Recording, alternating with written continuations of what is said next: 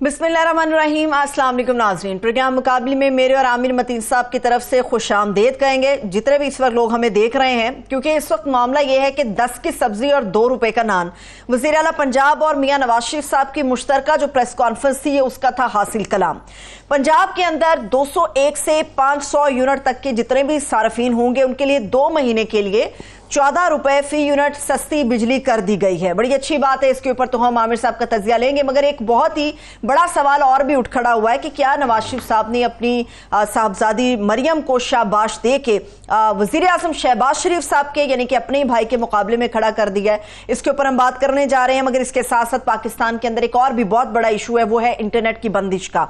हमारी जो वजीर IT है शेजा फातिमा साहिबा, उन्होंने हुकूमत के सर से इंटरनेट बंद करने का इल्जाम मुकम्मल तौर पर धो दिया है। उन्होंने कहा कि कोई बंदिश नहीं है, कुछ नहीं हुआ, स्लो डाउन नहीं हुआ, जो कुछ भी हुआ VPN की वजह से हुआ।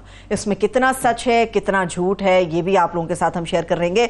आमिर साहब, वैसे एक बात है, 10 की सब्जी 2 रुपए के नान की जब हम बात करते हैं, 2017 में सुनहरा पाकिस्तान था, मान जाए जी बिल्कुल, इसमें कोई बहस ही नहीं है कि वो सुनहरा तरीन दौर था।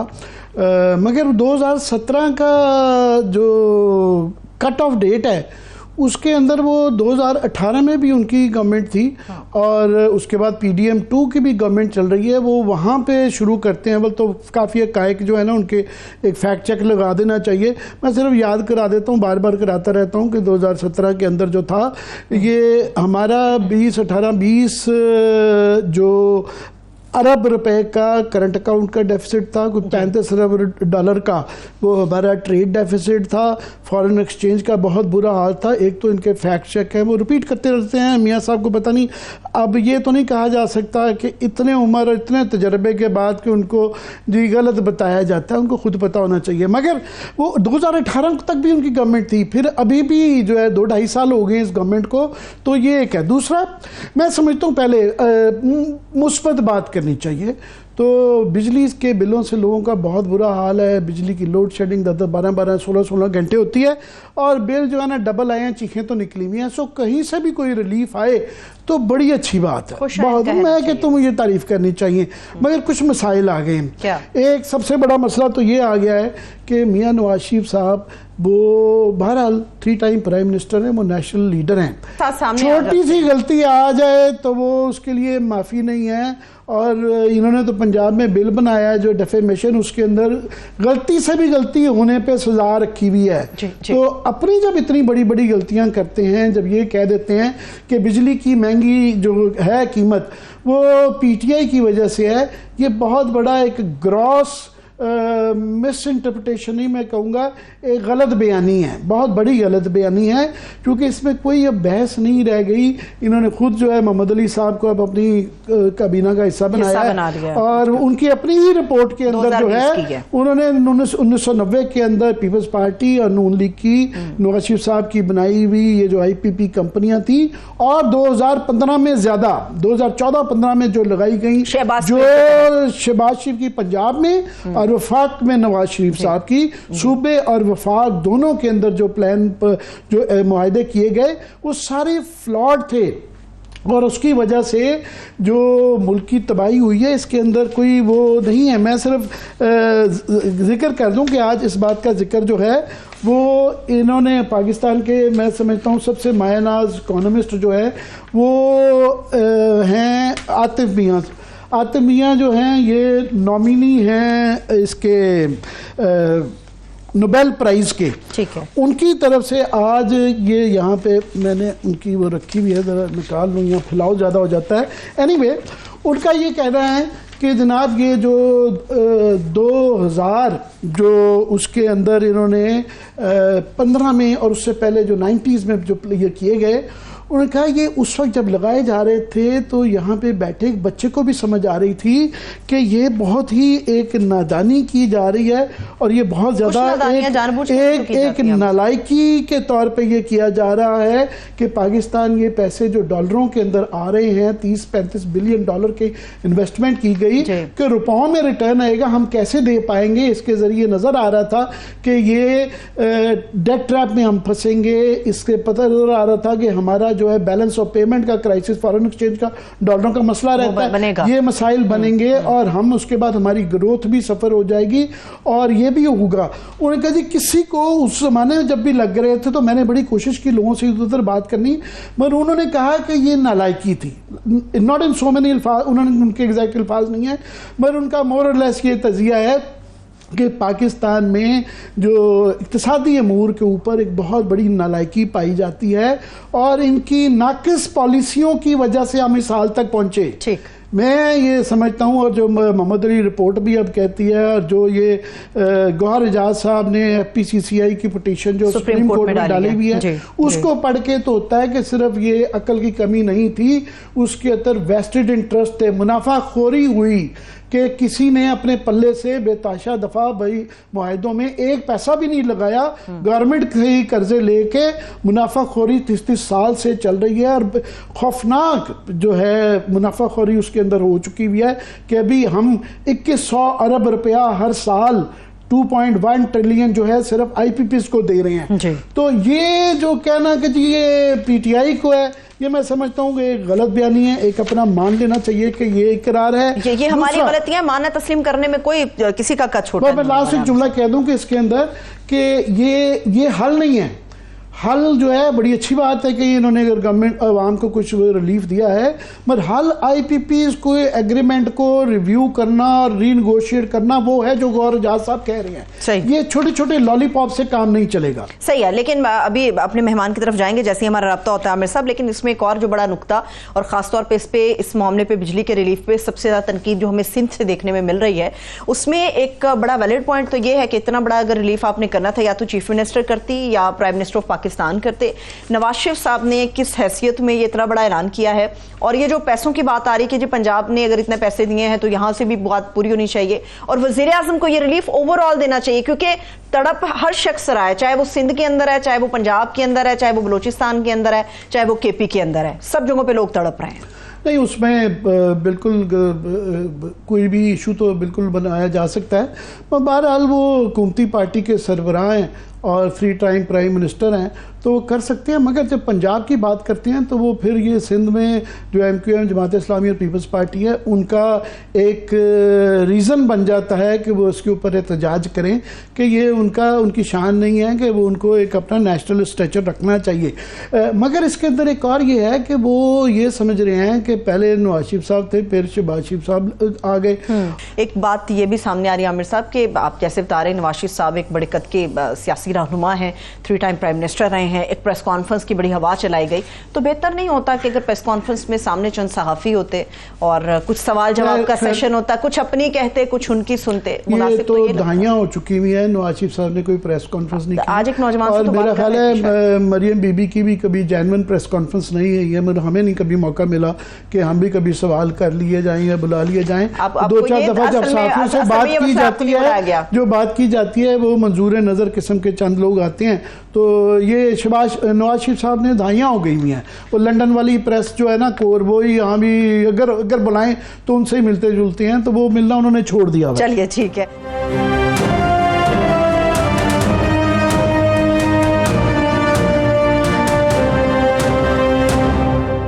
हमारे साथ माहिर कानून मोहम्मद अहमद पंसोता साहब मौजूद हैं। सर बेहद शुक्रिया आपके कीमती वक्त के लिए। जी बहुत शुक्रिया पंसोता साहब। बैरिस्टर साहब इस वक्त ट्रैवल कर रहे हैं, मगर टाइम निकालने का हमारे लिए ख़ास तौर पे शुक्रिया। ये आज 2-3 बड़े केसेस की डेवलपमेंट हुई हैं। एक तो जो 190 मिलियन वाला जो केस है उसके अंदर उसकी फ़िलहाल उसको जो है वो रोक दिया गया है कि आपने ट्रायल कोर्ट को फैसला सुनाने से रोक दिया गया है। अब उसके मुज़मरात हैं, तो हमें ज़रा ये समझाएं कि इसकी क्या सिग्निफिकेंस है।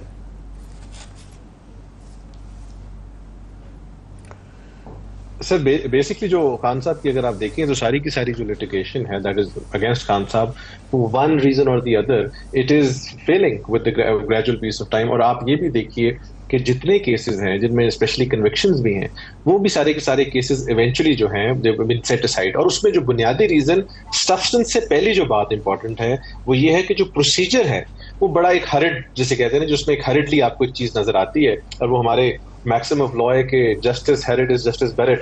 तो मैं उस पॉइंट ऑफ व्यू से अगर उसको देखूं तो वो मुझे उनके अंदर नजर आ रहा है। और यहां पर भी जो इस केस में सबसे इंपॉर्टेंट डॉक्यूमेंट है कि इसी इशू के ऊपर ऑलरेडी जो है इंक्वायरी वो क्लोज हो चुकी है। तो जो उनके वकील है बैरिस्टर सलमान सफ्दर साहब, जो कि आई थिंक पाकिस्तान के सबसे काबिल वकीलों में से एक हैं, उन्होंने यही बात रेज की है और उन्होंने कहा है कि जी पहले आप हमें वो फैसला तो दिया जाए, ट्रायल कोर्ट तो रिफ्यूज कर रहा है। और हाई कोर्ट में भी उन्होंने जाके ये बात की। फिर हाई कोर्ट ने आज अगर देखें तो एक सवाल बड़ा इंपॉर्टेंट पूछा कि क्या ये ट्रस्ट जो है ये रजिस्टर्ड था, तो उन्होंने कहा जी बिल्कुल it was registered with the government of Pakistan laws and it was compliant with the trust act. सारे के सारी इसकी सिचुएशंस की गई।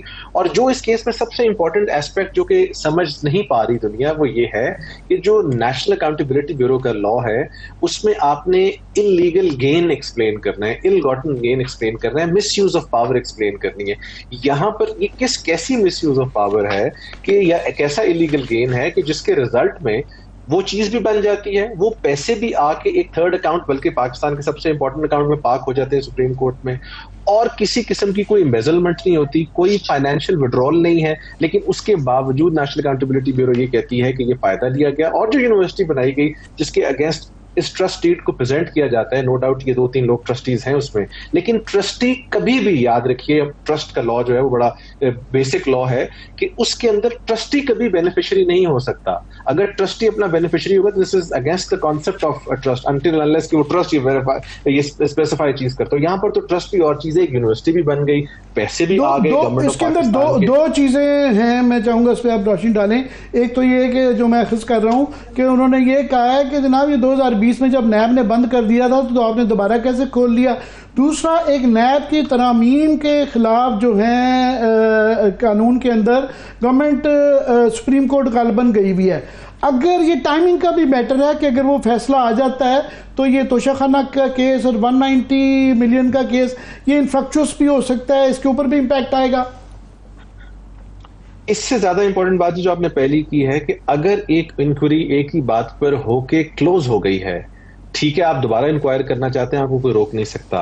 लेकिन आपने इस किस्म की इंक्वायरीज और तो हमने कभी हुदैबिया या किसी और किस जगह पर तो नैतिया फुर्तिया नहीं देखी। सो अगर आप इस किस्म की इंक्वायरी करना भी चाहते हैं तो एटलीस्ट जो डिफेंस साइड है उनका ये राइट तो है कि उनके पास वो इनिशियल इंक्वायरी हो, ताकि वो उस इंक्वायरी के बेसिस को देख सकें किसके ऊपर वो आपने क्लोज की है। How is it possible that the same institution is closing that inquiry at one stage and at the similar stage एक different area time point in time पर उसको वो दोबारा शुरू कर देते। फिर जो आपने नैब तरामीम केस की बात की, नो डाउट खान साहब ने वो सारे के सारी जो चीजें उसको चैलेंज किया हुआ है। अगर वो लेट्स से फैसला उनके हक में आता है तो वो एक डिफरेंट चीज है, लेकिन अगर वो विथस्टैंड करती है तो ये केस की सारी नौयत ही डिफरेंट होती है। सो वो चीज भी देखने तलब। तो आई थिंक इन सारे सर्कमस्टांसेस को मद्देनजर रखते हुए डिविजनल बेंच जो है इस्लामाबाद हाई कोर्ट का, इट इज क्वाइट कोग्निजेंट कि ये फैसला जो है, क्योंकि आपने कोई नेशनल अकाउंटेबिलिटी ब्यूरो की जो परफॉर्मेंस है उसके ऊपर खान साहब के केसेस को छोड़ लें, अगर आप अतर मनीला साहब या बाकी सुप्रीम कोर्ट की जजमेंट्स देख लें, शायद खकान अब्बासी साहब के केस में, साद रफीक साहब के केस में और सेवरल अदर पॉलिटिशियंस, तो आपको नेशनल अकाउंटेबिलिटी ब्यूरो की परफॉर्मेंस सामने आ जाएगी कि नैब की परफॉर्मेंस है क्या या उनका तरीका वारदात है क्या। तो इस चीज को सामने रखते हुए आप एक एक्स प्राइम मिनिस्टर को कन्विक्ट कर रहे हैं, सो आप एटलीस्ट अनटिल एंड अनलेस के बियॉन्ड रीजनेबल डाउट या कोई इस तरह की सिचुएशन होगी तो आप करेंगे। ये कोई मकसद ये तो नहीं है कि आपने हरिडली एक काम करना है। आप देखें ना कितने गवाह हो गए हैं, हम इतने क्रिमिनल ट्रायल्स करते हैं, सिविल ट्रायल्स करते हैं, हमें तो साल गवाह कराने का मौका नहीं मिलता। बट ये बड़ी यूनिक सिचुएशन है जिसमें गवाह भी घंटों में हो जाते हैं और सारी की सारी चीजें की तो रात 10-10 बजे तक होती हैं। सो मैं ये नहीं कह रहा कि जल्दी करने में नुकसान है, मैं ये कह रहा हूं कि वो इंसाफ का तकाजा जो पाकिस्तान का आम शहरी डिजर्व करता है या वो तकाजा जो उसको मिलता है वही आपने खान साहब को देना है ना जी। खान साहब is no different from that अगर आपने उनको शहरी की डेफिनेशन में लाना आइन के तहत। लेकिन अगर आप ये कहेंगे कि जी उनको आपने रैपिड स्पीड पर एक सजा देनी है तो उसका तो फिर वो कभी भी विथस्टैंड नहीं करेगी। मैं तो इसी चीज के तो मैं बोलता हूँ कि ये काम वंस फॉर ऑल एटलीस्ट हमें भी पता लगना चाहिए कि क्या इसमें क्रिमिनलिटी थी कि नहीं थी। अगर थी तो ऑफकोर्स जो भी हो सजा होनी चाहिए, बट अगर क्रिमिनलिटी नहीं थी तो बरी होना चाहिए। ये जो हरिडली काम होता है उसमें सारे के सारे केसेस बाद में रफ अप हो जाते हैं and in the end we are bound to say कि पाकिस्तान के तमाम उज़रा आज़म जो हैं उनके साथ जुल्म होता है और कभी भी मेरिट्स पर चीज नहीं आती। तो ये भी एक साइड है जो कि हमें देखनी है when we are deciding cases against the ex prime minister of any time. जी, एक और केस जो है वो बुशरा बीबी और नजमुल साकिब की जो ऑडियो लीक्स केस है उसके अंदर भी सुप्रीम कोर्ट ने इस्लामाबाद हाई कोर्ट को कार्रवाई से मना कर दिया है। अब यहाँ पे बड़ा रेयरली होता है कि हमारे यहाँ ये जो इलीगल गैर कानूनी तौर पे जो रिकॉर्डिंग्स की जाती थी उसके ऊपर ये बड़ा ही इशू रहा है, पहले भी कई दफ़ा सुप्रीम कोर्ट तक ने इसका टेकअप किया हुआ है। तो वो बड़ा एक डेयरिंग मैं समझता हूँ बाबर सत्तार साहब का ये वाला इसकी प्रोसीडिंग्स चल रही थी। अब उसकी इंडेफिनिट पीरियड तक कोई डेट भी नहीं आई तो ये लटक गया मामला। देखिए सर, ये जो इशू है ना जी रिकॉर्डिंग्स वाला, इसके ऊपर ऑलरेडी जो मुजवजा कानून या जो आपकी जजमेंट्स जो मौजूद है on the record, they clearly indicate कि जो रिकॉर्डिंग है तब तक किसी की नहीं की जा सकती जब तक उस आदमी को आप इन्फॉर्म ना करें। रिकॉर्डिंग वैसी बजाते खुद नहीं की जा सकती। एयरवेव्स वर्सेस फेडरेशन का केस है, मोहसिन अख्तर कियानी साहब की जजमेंट है, और उसमें सारी कुरानिक वर्सेस को भी डिस्कस किया गया, सूरह हुजरात की तरफ रेफरेंस दिया गया और ये कहा गया है कि आप किसी की प्राइवेट अफेयर्स में इस तरह इंटरफेयर नहीं कर सकते अनटिल एंड अनलेस उसको अबंडेंट नोटिस है। ये नहीं हो सकता कि आप उसकी परमिशन या उसकी इंफॉर्मेशन के बगैर। जस्टिस खोसा साहब की भी जजमेंट है कि उसको शहादत का हिस्सा बनाने के लिए क्या क्या लवाजमात होनी चाहिए, लाजमी है। जी सर, बिल्कुल। जस्टिस खोसा साहब ने उसको सुप्रीम कोर्ट पर जाकर वो एक बड़ी उनकी डिटेल जजमेंट थी और उस जजमेंट में यही तफसीलात सारी की सारी डिस्कस की गई थी और उसके कुछ 7-8 कंस्टिट्यूएंट्स रखे थे कि जनाब आपने जब कानून शहादत का सहारा लेना है, क्योंकि मॉडर्न गैजेटरी आई थिंक आर्टिकल 164 है जिसके तहत आ सकती है एविडेंस में, बट वो एविडेंस जो कि मेरे खिलाफ इस्तेमाल होना है वो मेरी परमिशन के बगैर इस्तेमाल नहीं हो सकता कि आप मुझे बताए बगैर रिकॉर्ड करें। तो इसको बेसिस बनाकर बाबर साहब ने इस केस के अंदर अपनी ऑब्वियसली अस्यूम्ड ज्यूरिसडिक्शन, और साथ ये भी कहा कि हम उसको भी समझना चाहते हैं कि आप इस मामले को किस तरह करते हैं, रिकॉर्डिंग्स का सारा प्रोसेस क्या है। एंड ऑफ कोर्स उसमें दो जो पिटिशनर्स थे उनमें से one of them was Najam and the other was Bushra Bibi. So उस इशू को उस तरह डील अप कर। अब अगर इसको स्टे किया गया है और इधर से अगर आप देखेंगे ये चीज ठीक होती तो गवर्नमेंट लॉ ना लाती, गवर्नमेंट ने तो एक नोटिफिकेशन कर दी और कहा कि जी अब हम इस तरह करके इन रिकॉर्डिंग्स को कर सकते हैं। सो मैं जाती तौर पर समझता हूँ कि जो रिकॉर्डिंग्स वाला इशू है वंस फॉर ऑल सेटल होना बहुत जरूरी है, बिकॉज जो प्राइवेसी है, जो आर्टिकल 14 है, राइट टू डिग्निटी है आदमी की, जिसमें प्राइवेसी भी आती है, दैट इज फोरमोस्ट। इस तरह अगर आप किसी की चादर और चारदीवारी का तकद्दुस पामाल करेंगे, ये भी एक चादर चारदीवारी का तकद्दुस पामाल होता है जब आप किसी को रिकॉर्ड करते हैं, किसी को बताए बगैर उसकी पर्सनल रिकॉर्डिंग्स करते हैं। पर्सनल इंफॉर्मेशन में तो इंसान जो मर्जी किसी से बात कर सकता है, but when he is given an abundant caution, उस पर अगर ऐसी बात है, हाँ ऑफ कोर्स मैं उसकी एक एक्सेप्शन है कि जब एंटी स्टेट बात है, कोई गलत बात है, that should always be dealt with stern hands. But ये है कि कौन किसके साथ बात कर रहा है, कौन किसको बर्थडे विश कर रहा है, कौन किससे क्या बात कर रहा है, I think this is we reached that time जहां पर दुनिया में इन चीजों से लोग आगे चले गए हैं। और ये जब एविडेंस में इस्तेमाल नहीं हो सकती तो फिर इसको रिकॉर्ड करने का फायदा क्या? इससे पता क्या चलेगा? जिस आदमी ने कोई गलत काम करना है वो फोनों पे थोड़ी ये बातें करेगा। ये तो मतलब आई थिंक ये इन्वेजन ऑफ प्राइवेसी, और इसको देखें, let's see how the supreme court deals with this. और बल्कि I think one of the जजेस तो उसके कमीशन की शायद एक कोई इस पर बना था, उसके मेंबर भी रहे हुए हैं, तो लेट्स सी नईम अफगान साहब उसको कैसे देखते हैं। जस्टिस अफगान के मुतालिक ये कहा जा रहा है कि उनका एक ये भी कॉन्फ्लिक्ट आता है कि उसके जो कमेटी थी उसका हिस्सा भी रहे हैं, बेंच का असला भी है। एक और जो बड़ा इशू है जिस पे नजरें हैं कि यहाँ मखसूस नशिस्तों का एक फैसला आया, उसके बाद हुकूमत ने एक कानून भी बना दिया। अब ये देखना है कि वो कानून किस तरीके से किया जाएगा, उसके लिए इंतज़ार किया जा रहा है डिटेल जजमेंट का, और डिटेल जजमेंट के बाद फिर रिवीजन भी उसकी का केस होगा। मगर टाइम बड़ी इंपॉर्टेंट है यहाँ पे, जो है कुछ लोगों को जल्दी है और कुछ बेंच के हजरात नज़र आते हैं वो ड्यू प्रोसेस और ड्यू टाइम अपना इसका वो लेना चाह रहे हैं। तो क्या इसके मतलब बताएंगे कि इसके अंदर, क्योंकि बहुत ज़्यादा डिटेल जजमेंट के अंदर काफ़ी जो इश्यूज़ हैं जिनके मतलब यहाँ पर हम बात करते रहते हैं टीवी प्रोग्रामों में, तो वो क्लैरिफाई होने हैं।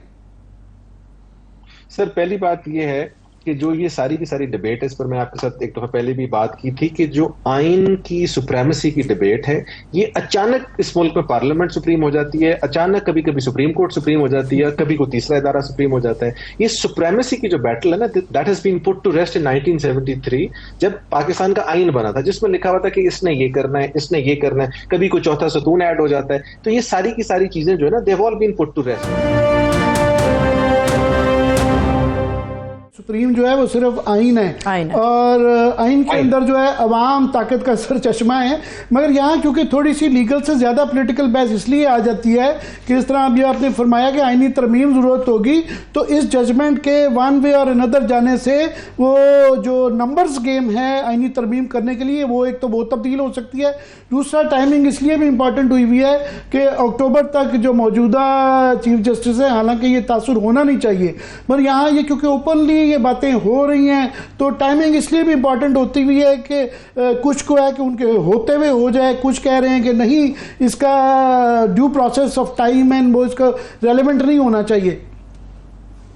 देखिए सर, अगर तो ये if it goes to that level जहां पर आपने चीफ जस्टिस के ओहदे को एक्सटेंशन देनी है, तो जहां तक मौजूदा चीफ जस्टिस को मैं जानता हूं, मेरी बड़ी अपीयरेंस है उनके आगे, मतलब मेरे उनके साथ काफी जजमेंट्स पर इख्तलाफ हो सकते हैं, बट जितना मैं उनको जानता हूं I think he will be the last man to accept any extension.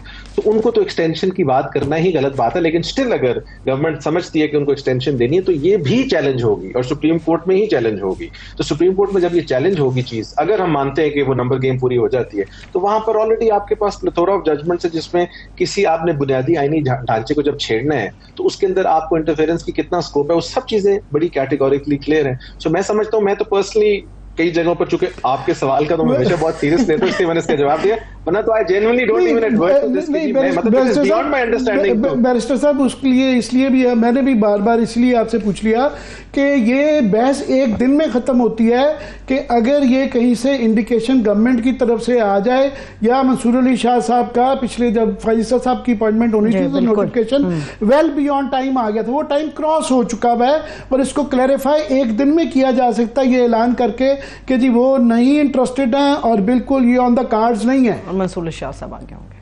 मेरा ख्याल है कि जी लॉ मिनिस्टर साहब ने तो इसके ऊपर अपना व्यू दिया और उन्होंने कहा हम बिल्कुल ये काम नहीं कर रहे। उस दिन बल्कि जब उनसे दोबारा सवाल हुआ तो उन्होंने फिर कहा कि जी मैं अपना व्यू असेंबली के फ्लोर पर दे चुका हूं। और जहां तक मैं समझता हूं, मेरा ख्याल है, I am not sure, but I think शायद चीफ जस्टिस साहब की तरफ से भी कोई ऐसी इंडिकेशन आई है, आई एम नॉट श्योर, कि जिसमें उन्होंने कहा कि जी मैं इस तरह की चीज में इंटरेस्टेड हूं, but it's not a formal thing. So law minister साहब की बात एंड चीफ मिनिस्टर साहब की इस बात के अलावा मैं उनके कॉन्डक्ट से समझता हूं कि उनका जो रहा हुआ है एज अ जज, I have great respect for him, कि वो इस चीज को एक्सेप्ट नहीं करेंगे। तो अगर ये दो बातों को देखें तो बात कोई नहीं है, लेकिन उसके बावजूद अगर स्टिल बहुत उनका दिल है कि जी हम किसी को एक्सटेंशन दें, तो ये शायद विथस्टैंड नहीं कर सकेगी। अव्वल तो पॉसिबल ही नहीं होगी चीज, बिकॉज आपका मखसूस नशिस्तों का फैसला जो है वो बड़ा मुश्किल होगा ओवरडू करना, उसको सॉरी ओवरटर्न करना।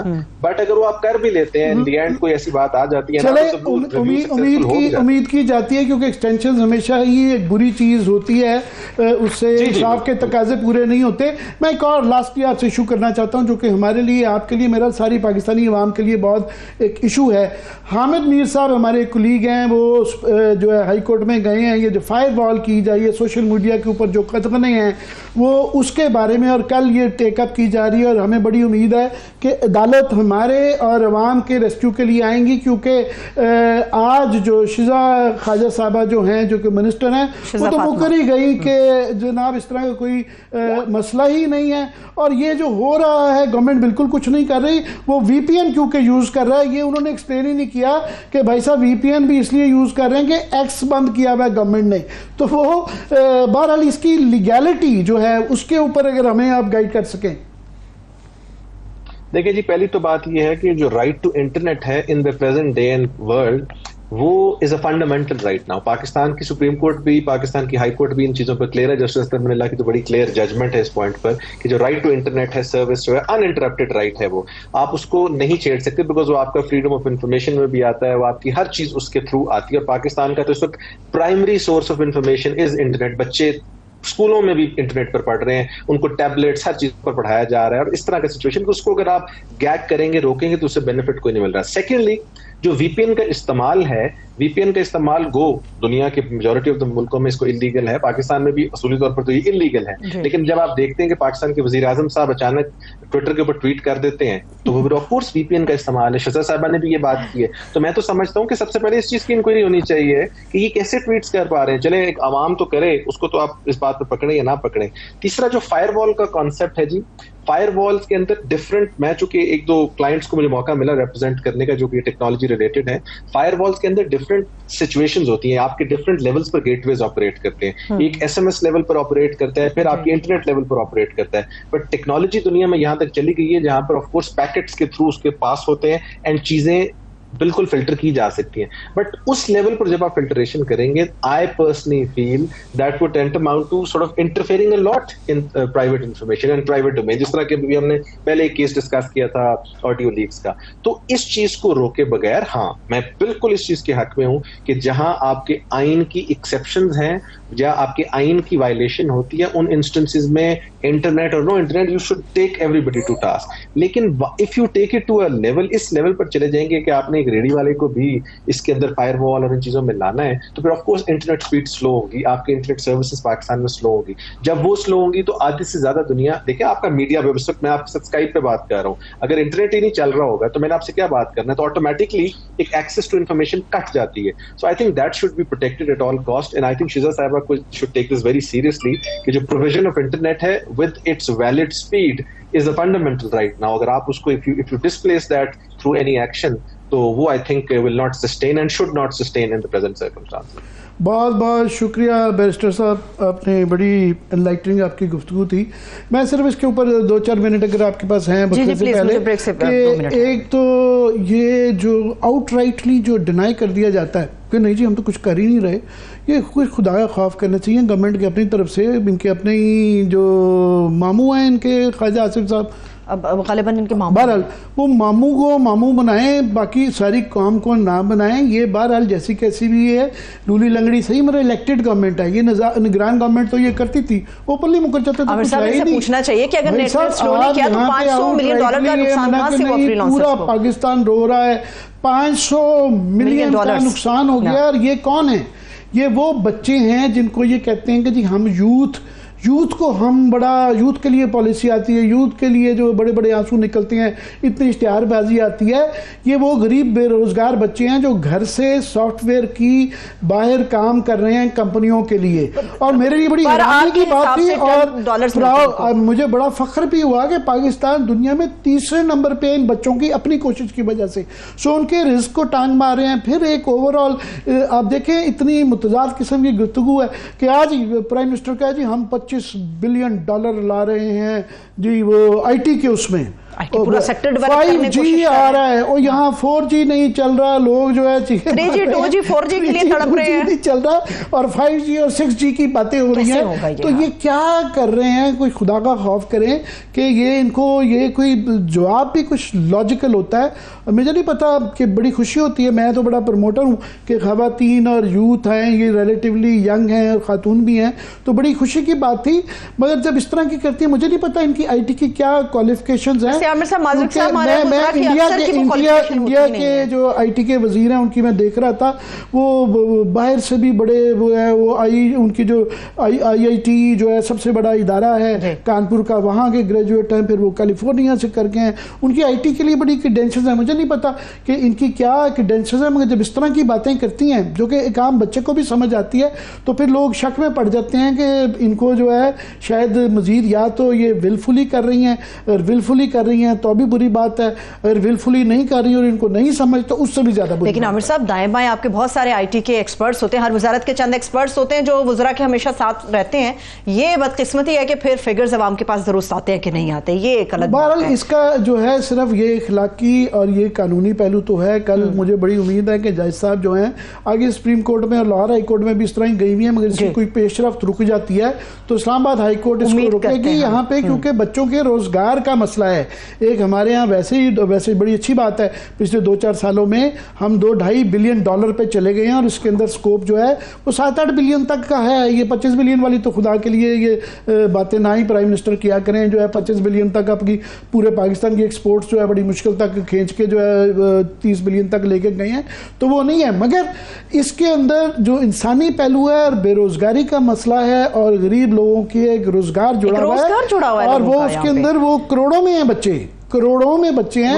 और ऐसा मुल्क जिसकी 15 और 35 साल के दरमियान याद रहे कि 7.5-8 करोड़ जो बच्चे हैं वो इस ब्रैकेट में हैं और वो इसके साथ हुए हैं, तो एक उनका रोजगार ना बंद किया। बिल्कुल ऐसे ही है। चलिए अभी एक ब्रेक की तरफ चलते हैं, जब ब्रेक से वापस आएंगे तो पाकिस्तान की सियासत के हवाले से तो आप हमेशा आप लोगों को हम अपडेट करते रहते हैं, लेकिन पाकिस्तान की इकॉनमी इस वक्त किस सूरत हाल के अंदर है उससे मुतालिक भी आपको हम अपडेट करेंगे एक ब्रेक के बाद। स्टे विद अस।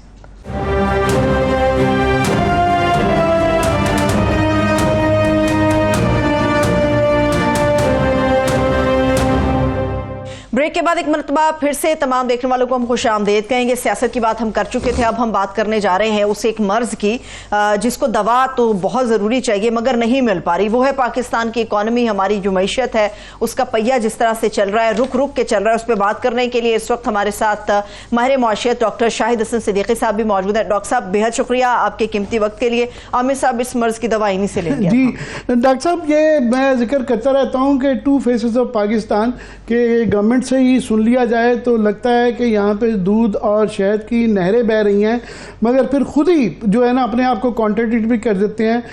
नवाज शरीफ साहब ने एक तो 2017 से पहले का पाकिस्तान जब बताते हैं तो आप भी इकोनॉमिस्ट हैं, मैं एक रिपोर्टर हूँ, तो मैं फॉलो करता रहता हूँ। जिस तरह का वो बताते हैं उस तरह के हालात नहीं थे, और वो ये आज का जब उस पर आए तो वो उसमें गोल कर जाते हैं कि अब क्या सूरत हाल है।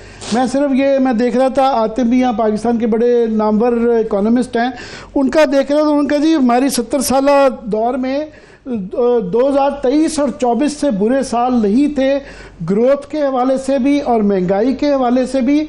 2009 में ठीक है इंटरनेशनल एक क्राइसिस था, और 2020 के अंदर क्योंकि यहाँ सैलाब 22 के अंदर सैलाब आए हुए थे, या 2020 के अंदर जो है वो मसाइल कोरोना का मसला आ गया था, वो समझ आती है। मगर ये जो हालात हैं ये हमारी गलत पॉलिसियों और मैन मेड हमारे अपने सेल्फ क्रिएटेड क्राइसिस हैं, क्या कहेंगे? बहुत शुक्रिया, आपका तज्जिया 100% दुरुस्त है।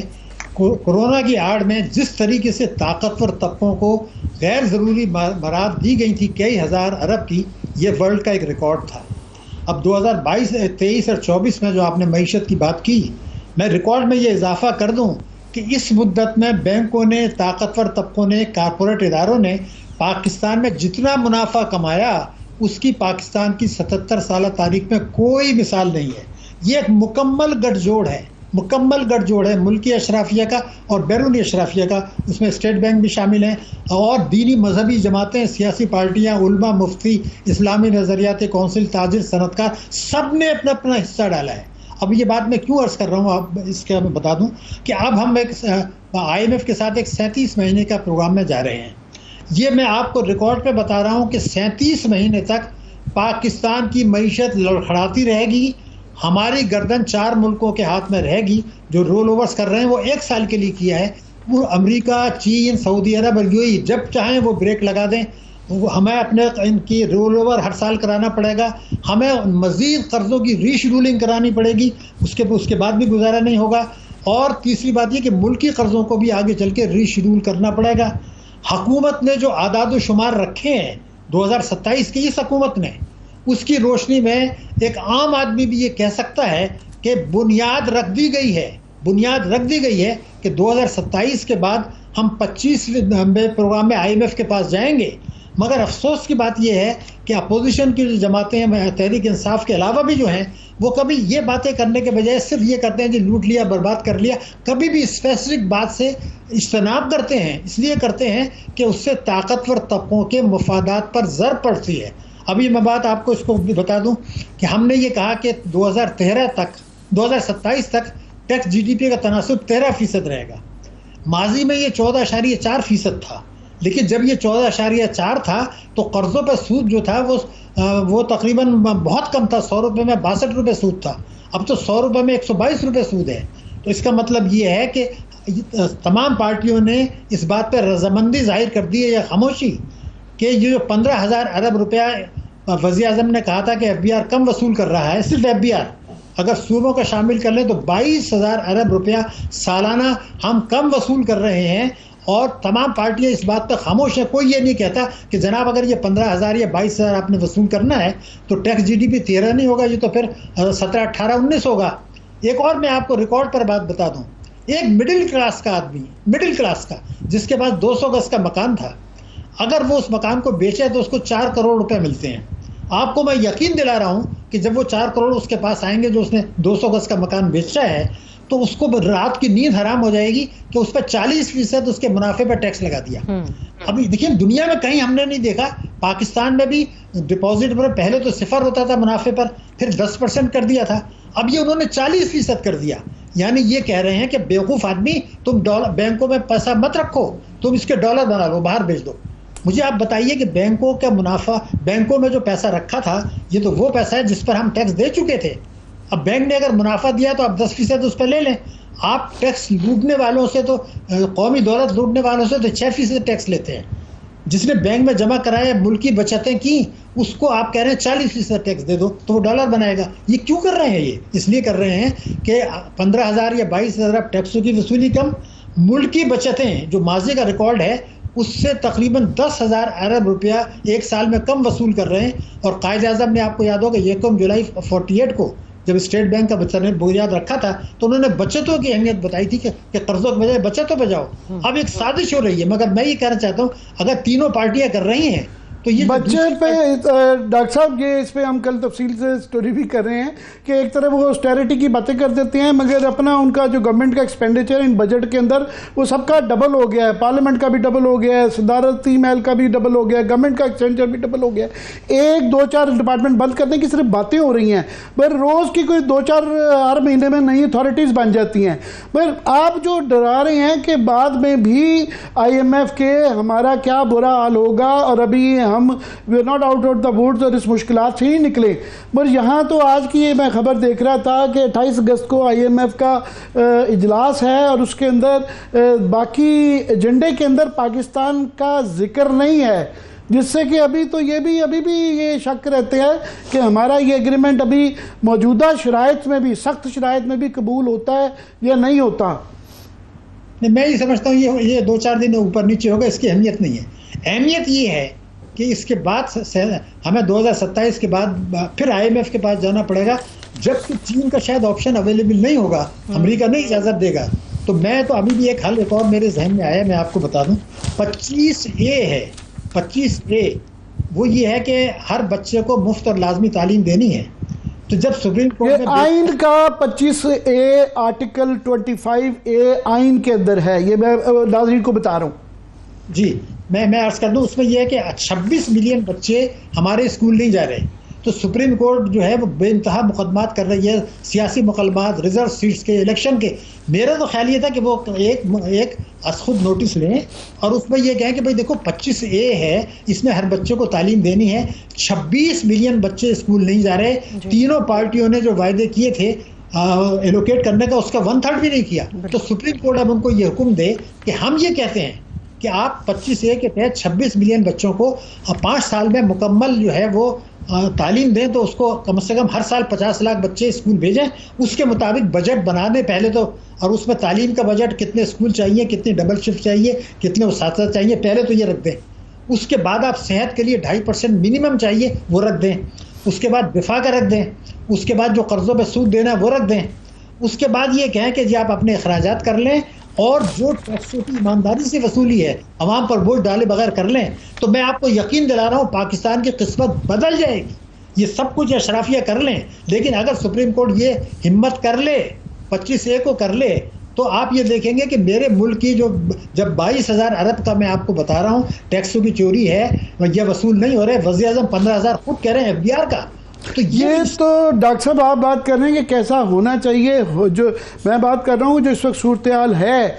ये आतिफ मियाँ ने आज एक ग्राफ शेयर कर गया है, उसे देख के मुझे जब से ये देखा है तकलीफ़ हुई है कि उन्होंने सिर्फ गूगल का एक क्वेरी गूगल के ऊपर डाल के चेक किया कि कितने बच्चे या पाकिस्तानी जो हैं वो बैरून मुल्क के वीज़ा के लिए अप्लाई कर रहे हैं। वो पता चला जी दुनिया में हाईएस्ट ऊँचा ग्राफ है। और पिछले 2 साल में जो ये मैं बता रहा हूँ कि पाकिस्तान के बुरे तरीन साल रहे, उसमें ये ग्राफ जो है ये 10-15% पे था, ये 60% पे यूं करके ऊपर पहाड़ी की तरह जो है ना बिल्कुल स्टीप ऊपर जा रहा है।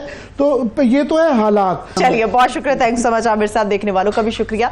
इजाजत दीजिए, अपना ख्याल रखिए, खुदा हाफिज।